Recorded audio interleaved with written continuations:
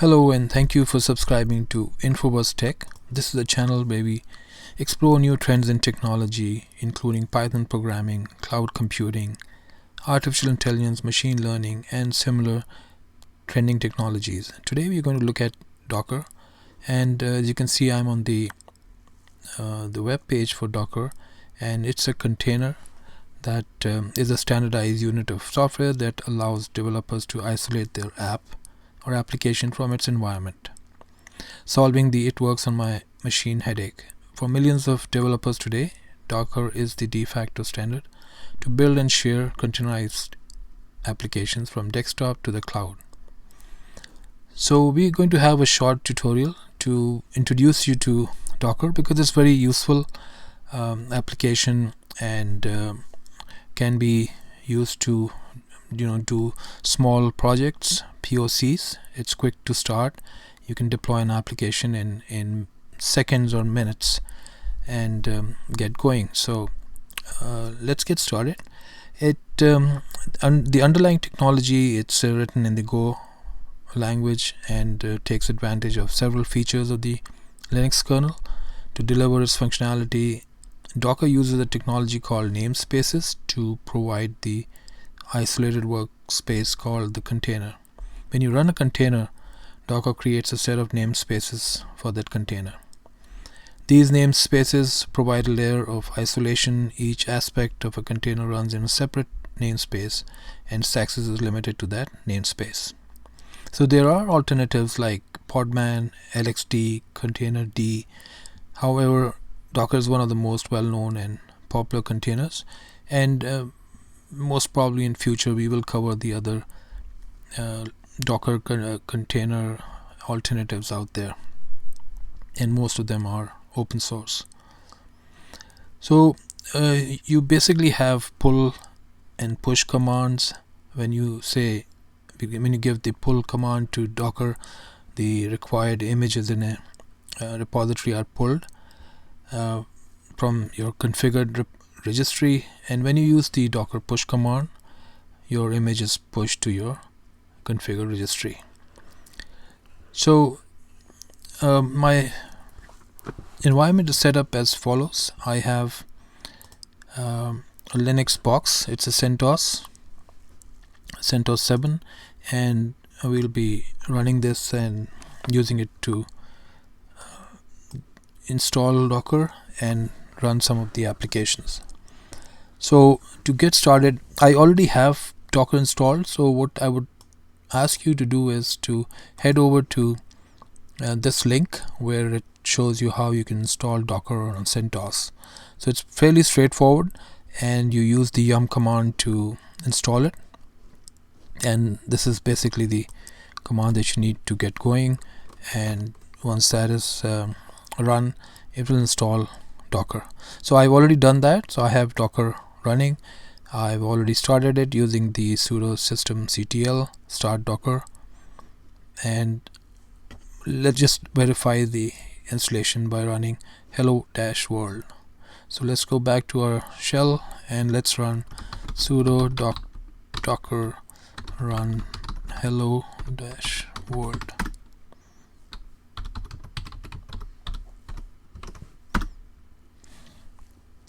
And you can tell that we have a successful installation. It appears to be working correctly, and just to generate this message, Docker took the following steps. The Docker client contacted the Docker daemon. The Docker daemon pulled the hello world image from the Docker hub. The Docker daemon created a new container from that image, which runs the executable that produces the output that we are currently seeing, and the Docker daemon streamed that output to the Docker client, which sent it to our terminal. So pretty straightforward, and as you can see, it just takes a minute or a second to run and test that application. Some of the commands that we will use are some of the basic commands. So let me show that.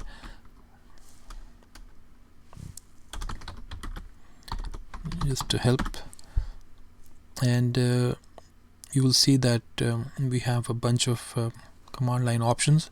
So the more common ones are -d, which is to detach and run container background and print the container ID. Then we have E, that's to set some environment variables, and then we have P, which publishes a containers port to the host.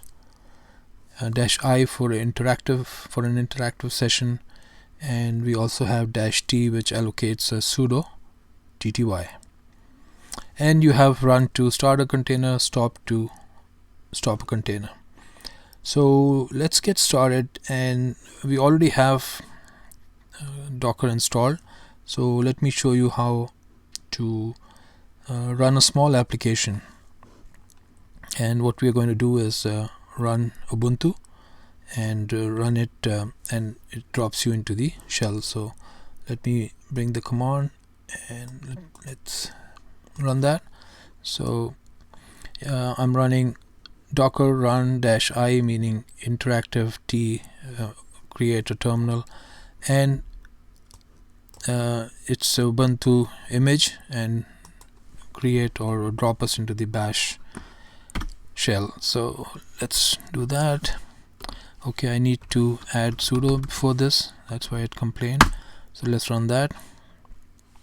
Okay, let's see if we have anything running. Oh, sorry, we are already in the shell. So as you can see, we are in the, it created Ubuntu image and dropped us in the bash shell. Okay, let's look at some little more interesting applications. So we're going to run nginx, which is an HTTP proxy server. So let me just bring the command here and I'll explain. So it's sudo docker run, we're giving it a name. Let's say my nginx, or we can say demo. It's up to us. nginx demo, let's call it that. -p for the ports, so the docker port and the container port that's exposed, and saying detach, and this is the image. So let's run that. Okay, that ran fine. Let's check if it's running. So ps, so you can see that we have that nginx running. Now how do we check that it's running? So let's head over to our Linux box, and here we will, so it's a port 80, so localhost 80, and you can see that this tells us that we have a successful nginx installation. So there you go, just a couple of commands and you have a web server running. Perfect. Now let's do something a little more complicated. Let's install MySQL and see if we can move ahead and create a small database just for a demo.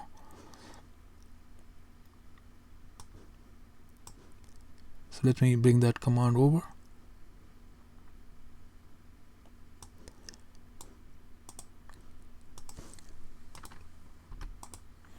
Okay, so we have sudo docker run. Those are the ports specified. It's exposed on 3306. I'm giving it name demo MySQL 2 or 1, it really doesn't matter. Then we are saying the environment variable, setting MySQL root password to root, or you can give it any password. This is just for a demo. And I'm saying pick up. So usually you have what is called a tag, but instead of tag we can say Oracle, or a version like 8.0.31, or we can say latest. So that tag tells Docker to go and pick up that particular version. So let's say we can also say Debian, we can say Oracle, we can say 8.0.31. There are many options. So let's go with latest, so it's going to connect and get the most latest. Okay, so I believe I might have created that earlier, so let me call it 3 just to be different. Okay, so that seemed to run. Let's check. Okay, and we do have MySQL running. That's great. Now we just need to do a couple of things to make sure that we are able to connect to it. So let me just run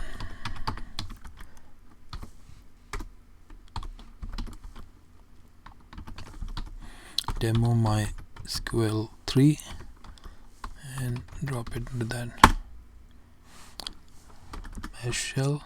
Here we can say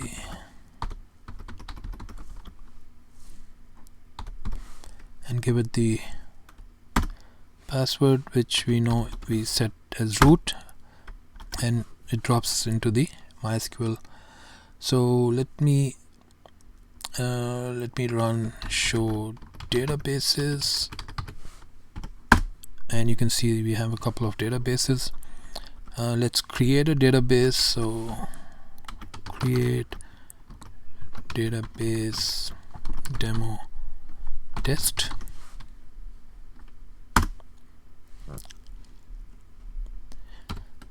Sorry. Okay, that looked good.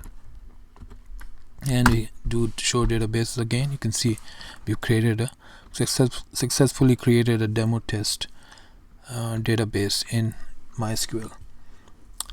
So that was just a quick introduction to Docker and see how we can spin up an application very quickly. And you can also take a look at the logs. So if I do logs demo MySQL 3, you can see that this is the one that we're working on, and all the logs that were created just a few minutes back. Now that was like I said, a very short tutorial, and I hope it was useful. You definitely need Docker or similar container application in your toolbox to be able to quickly spin up an application, run it, and even if it's a POC, which can then be developed into a full project. So thank you for watching, and stay tuned.